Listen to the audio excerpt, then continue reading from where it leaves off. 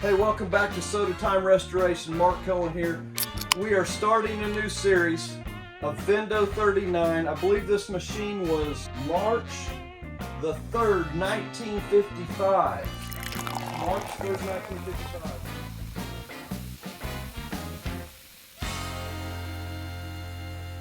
If you're looking at a Vendo 39, you're getting ready to purchase one, this is a series you need to look at. Looking at the exterior, I can tell you right now, obviously this coin door got painted white. Not correct, not a problem, because you're going to strip these down anyway. Could have been an all red machine at one time. But ice cold rib, as you see, does not come up through the door. So somebody's got the wrong door on here. Actually, this is the older version door that went on the older ones. I like it. It's a cool piece, but it does not fit. It should have a stainless steel instead of a pot metal cast housing.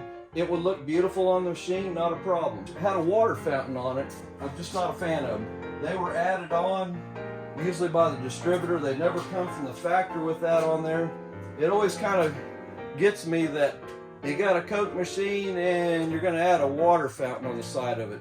Only thing I can see is if the Coke vendor at the time thought, well, if I can get them over there to get a free drink of water, they're going to say, hey, I'm just going to stick that dime in there and get me a Coke. That's the only reason I can see using the machine to cool down the water. And we'll take a look at that. Has a big old coil on the inside. Most of the time they're copper. I have seen plastic. Probably when these get bad, they just spool up some plastic. So when you hit that button, all the water that's coming through this tube come to your fountain. You had good cold water, probably 40-degree water coming out of the spigot. Not bad. This machine inside, just looking at it, a couple things that are different. Obviously the fountain being added, that we'll be taking that off and won't be putting it back on. The other thing I've seen that's different, and I've done a lot of 39s, but there is a spring-loaded basket release. That's got to be a first for me. I've never seen a spring-loaded. Typically, you got to always remember, you got to push that back in to lock that in. Well, the door does it now. So when you shut the door, it pushes that handle in to lock the basket in. As you see, it's all working great, but somebody had to paint. Why in the world? They painted over the numbers plate. We'll be getting a new one of those. It does have the number on here. You'll have to have a set of numbers out here in order to use the arrow system. The arrow has not been placed back on here. You'll still need it, but if you know how many bottles you're putting in, you can literally tell where to load this. And at the end of this one, I'll show you how it works with a dial to load your bottles. Compressor is going to get replaced on this one. Old style, kind of a cool version. I think this was the Tecumseh. I could be dead wrong on that, but I think this was the Tecumseh compressor. Had a fan in it, which was kind of nice. Most of them were thermal. That could have been added on later. But, you know, the machine's pretty solid. If you're going to open up a machine, first thing I always check, see if this bottom plate is bad. That's going to be some money there if you got to change that plate out. This plate looks good. Obviously, all this stuff here looks very good. The crank handle piece seems to be working. Other than that, you know, we'll probably put new trim on here. Everything else looks really decent. Usually you have some rust out going on right down through here. But on the side, I've not done a 39 that had screw-on trim plate. It looks factory. I'm going to try to find the regular trim plate that would look like this when you put it on, that actually is held on. But I've never seen a 39, and this could be a first. Maybe it's something that they used when they white capped them. They used a screwed on version. The stuff looks pretty good. It looks like They didn't drill it out or anything. It looks like factory, so I'm going to say it's probably when they did the conversion. And you can see where it got taped off here. You'll see this spot here. Well, that's because everybody, when they stuck their hand up here, and what happens? You develop some rust. But other than that, the machine looks pretty good. We will start pulling the coin door off. Get you some bags right now, and everything you take off, bag it. Every piece of chrome that you're going to send to the chromer. Get it wrapped up, get it labeled. I'll show you a couple things before you send it to somebody to get it chromed. If you're not a subscriber, jump on with us, but give us a thumbs up if you learned anything tonight. But we're going to get started right now, and we're going to see how far we can get tonight. We'll take this coin door off first. Pretty simple. 4 screws. I just noticed taking the cap catcher, it had the entry piece off of it. Just noticed that. So, you never know what you're getting into. Definitely I'll be sending this to the powder coater. Coin cup, powder coater. Keep these screws here separate.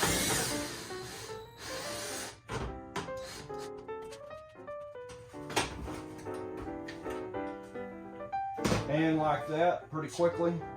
I'm going to see if we can find the ribbed one that goes on this properly.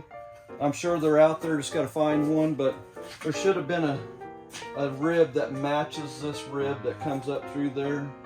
That, if you're looking at what ages, this door is definitely the older. This was the first design, the rib coming up. Then how it got this on this door, I'm not for sure. I know they're probably interchangeable. I've never tried it before, but I was pretty for sure the pot metal ones was early version, but yet the door on this one, and it might have got tore up and they found a door and bolted this one on, painted it white.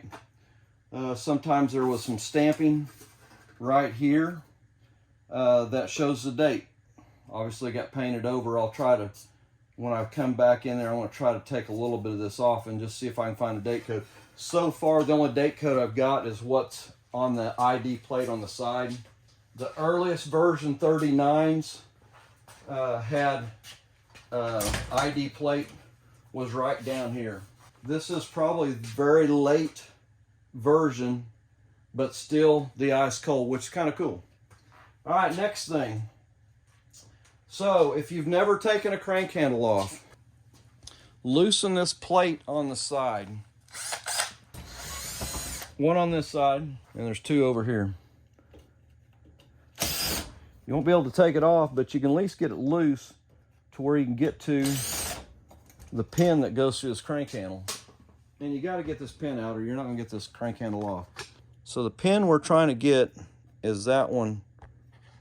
So I can see it, yeah, right there. That one down in there. Stick that screwdriver up.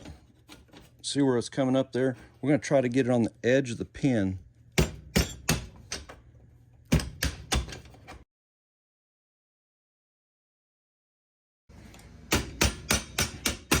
There it goes. It was being difficult. Handle comes off. So the pin we're trying to take off looks like this. You're taking this off. So I ended up coming up through, so you get a visual of what it looks like. I usually try to tap. This is always a rounded point right here, really tough to get. If you can get something round that's got a little cavity on it, perfect. It would have worked perfect. I don't have my tool with me tonight, so I'm going old school way. Trying to get on this point here, ended up coming in here through this side. That stretches that pin a little bit, so if you want to reuse this pin, you need to bend it back down a little bit. But that is probably the rougher way to get them off. And like I said, we'll definitely try to get my tool next time so we're not dealing with that. So the cage assembly comes off. Let's get on the inside. There's one pin in order to get, I call it the little T-bar, pin here. And this one here has this, usually a set screw right there on top. It is not there. Give it a little bit of a hit. I use a product called Aerocurl. Kind of tough to get. We've got it in some of our Napa stores right now. Let it soak on there a little bit. And like that. This is a spring pin, which is fine. They've got solid ones. Spring pin goes in there kind of tight. There is a set screw, but as you see, a spring pin, when it goes in, gets pretty tight. If you're taking the coin mech apart, and you got to do it at this point, you will see on this version here, there's two spring clips right there. This one's definitely had some things going with it. I could tell that right now. Everything I touch has got something going on. Get those spring pins opened up, and right there, that's how you get in. There's a little cavity right here you can push on. Try not to pry on those. You don't want to bend them out any farther than they are. One thing we didn't do, if you get a machine and your door's locked, the coin door's locked, but you want to feel it and see if the coin mech is working, that's just a quick way you can check yourself. Okay, so coin mech should stop about like that. As you see, it's got a good return on the spring. There's one lever on this machine that controls if you're going to have coins going through. So pull that back, and you know what? That all sounds really good. So if you got a machine that really sounds good, feels good, that's always a good sign. So if you got a machine that you're thinking about buying and you don't see this part in there, they've got it for sale, this is a very expensive piece to buy. It runs the basket, so you got to have all this in there. So if you're looking at one, do not pay very much. And if you're thinking you're going to find one of these, tough to find. So important piece to see here. So a little bit of information there. We're going to take the plate off right now, the backing plate basically. Should be about 6 screws. 4 here.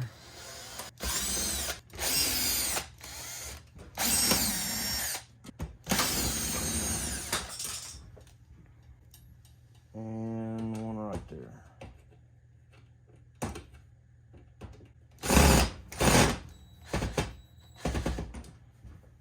And once again, one more that won't come out.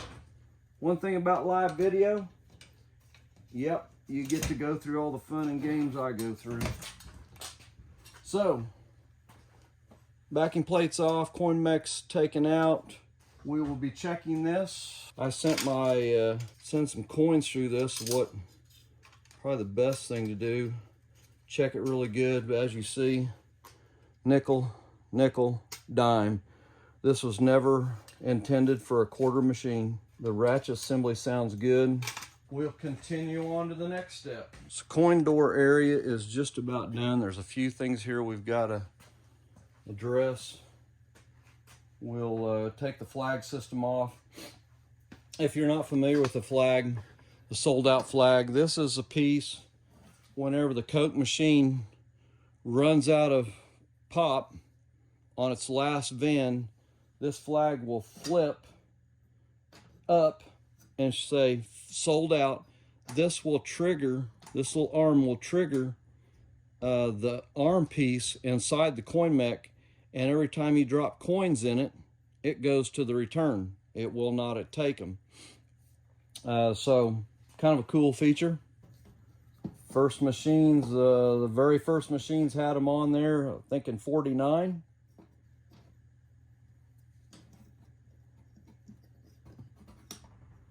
And there's one. Thought I was going to take that piece off there. There we go. And then to get that arm pulled out, I can get it back in there. Looks like that. That's just an adjustment. So when you see it trip, it's going to trip on that piece right there. A little bump there. It comes across that, pushes that back. But unscrew this. It's just a setting so it hits the depth correctly. So when it comes across there, boom, it triggers it. Let's go ahead and take the selection door off. Remember to bag this one. This is another item to remember to bag these screws. Kind of a special screw. If you lose some, make sure you get the right ones back in there, because this is screwing into a plastic housing and you don't want to over tighten them, and you definitely don't want to put the wrong thread in there. But they're fairly long. But when I get this back door off, I will show you what those are going into. This is a great opportunity at this point. If you're writing things down, make sure you get this gasket right here. There's a gasket for the bottle door.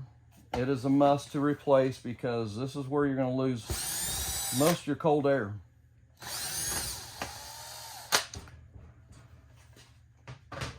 This little elbow piece here is the one that controls that rod that goes down. Don't lose it. Looking at the locking door clips, this is what locks the coin door down. So going back together, you're going to get confused. How do these things go on there? Remember always, the dip, this curvature needs to go straight down on both of them. So don't try to turn it upside down. So this curvature right here that I'm showing you right now, make sure that's the same. And when you see the one on the lower, it mirrors it. It's the same thing. I would say mark these right now for upper and lower, because there's a stack of clips, a spacer clips underneath these. There's a good chance. And they'll be careful when you're taking them off, because they'll try to fall off.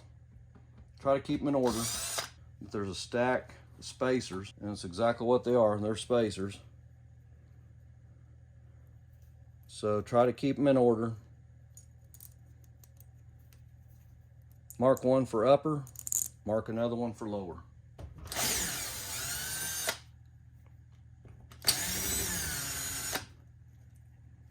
I've seen guys tape them together so you don't lose the order they're in. If you drop them, it's not a bad deal. You can still make it happen. That's the only thing left on the front door, actually, well, except for the trim. You know, I've talked about that trim. I don't like screwed on trim. It just looks like somebody did something wrong. But it does make for easy replacement. You can do it at the end of the machine. So it'll be interesting to see what it looks like when we get on the inside of the machine, because I just never seen that's been put on that way. And it looks like it's molded, tapered, got some dings in it. We will see how that goes. But I kind of like, man, you put this trim on last thing. Most of the screws are missing, but it'll be interesting to see it. And maybe they, it looks like it's just screwed in there. I don't think it's going to be anything special.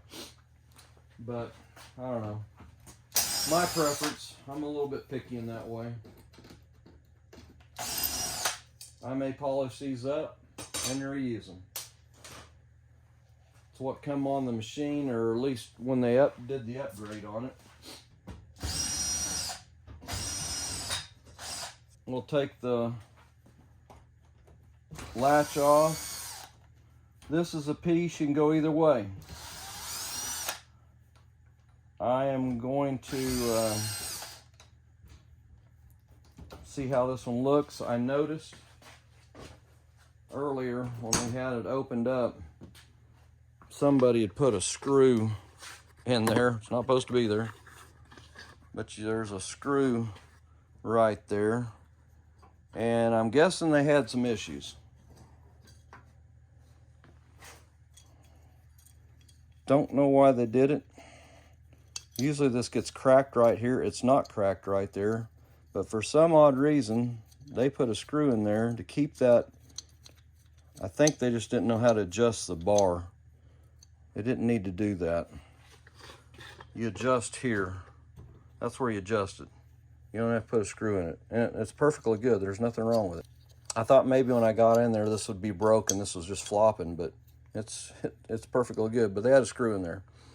So your adjustments here, if you hit that handle on the outside and it's not releasing, here's where your adjustment is. That you got probably maybe a 1/2 inch either way. We'll see how the door comes off. And if you struggle to get the door off, this will be a good video for you to see. There's a set of pins here. Everything looks really good, but they are known to come off kind of tight. So get you some blocks of wood.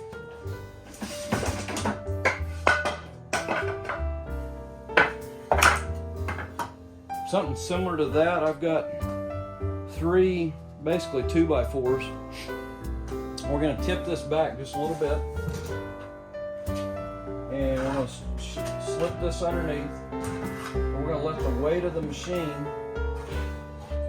give us a little bit of help. It's doing it on its own already. So let the machine weight come off, and as you see, the door's off.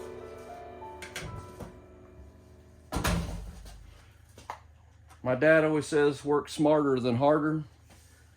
That's so much easier.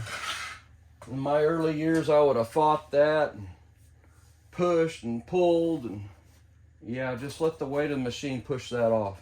So we're gonna switch over and we're gonna take this back off of this door. All right, we're gonna take everything off the coin door, get all the chrome off, what's got to be drilled off, what needs to be replaced. Remember, watch these screws, get them bagged.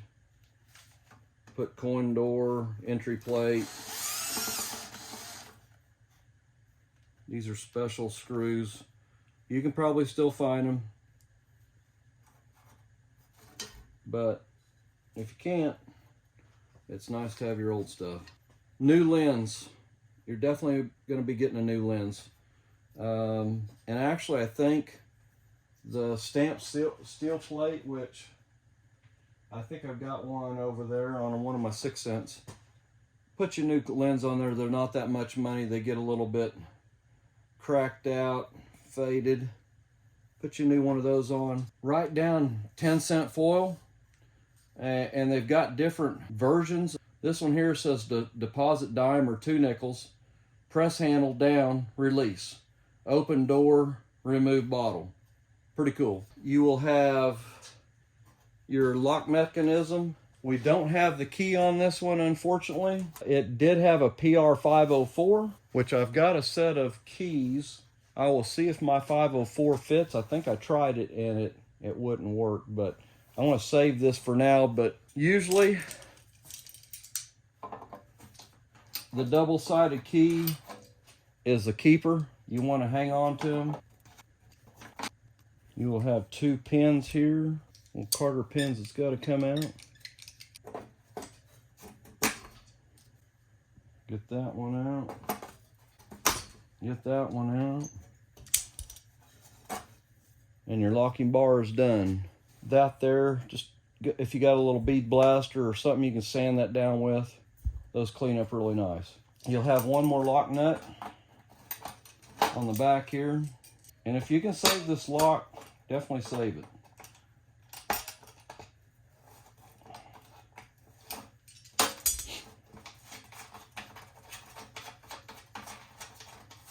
If you're just changing your lock out, great video for this. Doesn't take much, fairly simple. When we go back together, I'll show you how to get the key to go on there properly. You want especially if you got a single-sided key. If you want to go back to my Vendo 39 series on my all red one that I did, the very first series, I do show that layout, how to do that. All right, so lock mechanism's out. We're going to take the bottle opener out. I usually put brand new hardware in. That's why I'm using a pair of vice grips on about everything, because it just makes life a lot easier. You may have to get you a flat screwdriver to hold on to that, but it's going to try to spin on you.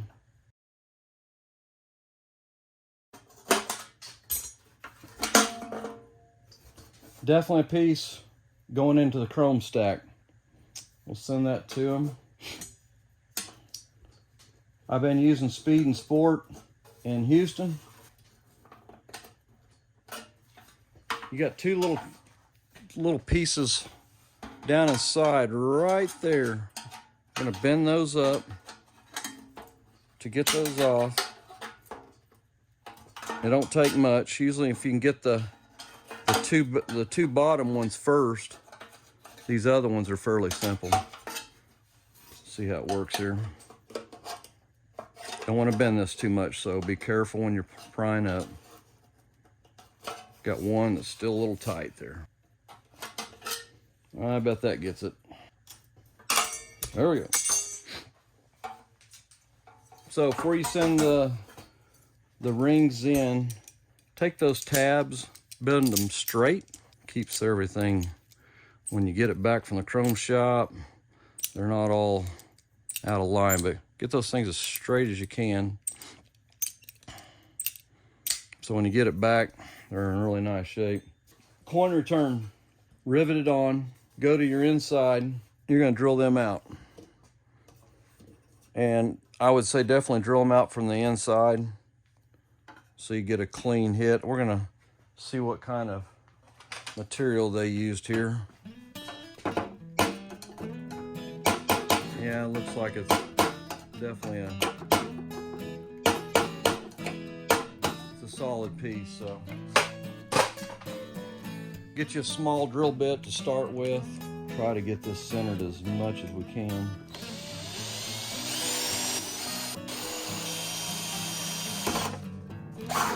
One down. Next one's gonna be tough because it's got not a very good flat spot on it.